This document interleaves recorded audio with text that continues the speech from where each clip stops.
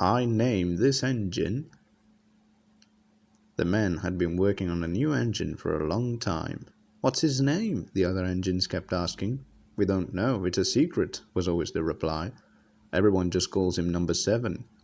At last, Peter Sam could contain himself no longer. He asked the thing controller. The thing controller smiled. Wouldn't you like to know? He teased. I do. What is it? Came a chorus of voices.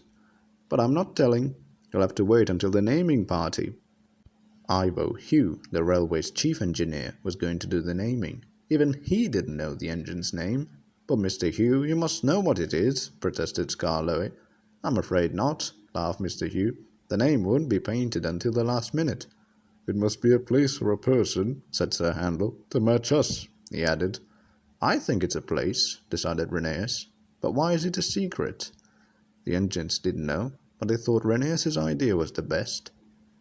On the great day, a special train was to pick up the thing controller, his guests, and Mr. Hugh and bring them to the bottom station for the ceremony. Skarloey, as the oldest engine, was going to pull it. The day was sunny. Katy and Lizzie came early to the shed. First they cleaned Skarloey, and then they polished Peter Sam. Skarloey whistled cheerfully as he went up the line, and by then all the other engines looked just as smart as he did. Skarloey passed the big house where the thing controller lived, and went as far as the middle station. There he ran round the train and pulled it back downhill. He stopped at the big house, and when the thing controller and his guests were on the train, he stopped again near the cottage where Mr. Hugh lived. Skarloey had just restarted, when with a squealing noise something dashed past his front wheels. He stopped quickly.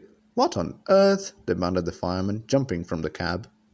In the long grass beside the line lay a large mother pig, and frisking around her were 7 pink piglets. Clearly Skarloey could go no further until they were safely caught. But they didn't want to be caught. Oh dear, fretted Skarloey. We're going to be late for the party, I know we are. The thing controller, Mr. Hugh, and even some of the guests joined the chase, until all the animals had been caught and put safely back into the field. At the bottom station, a large crowd had gathered. All the engines except Skarloey were there. Number 7, with his name covered, simmered quietly. The minutes ticked by. The manager looked at his watch. Something must be wrong, Rheneas whispered to Duke. Skarloey should be here by now. Perhaps the thing controller wasn't ready, suggested Duncan, but was firmly hushed by the others. At last they heard a whistle in the distance.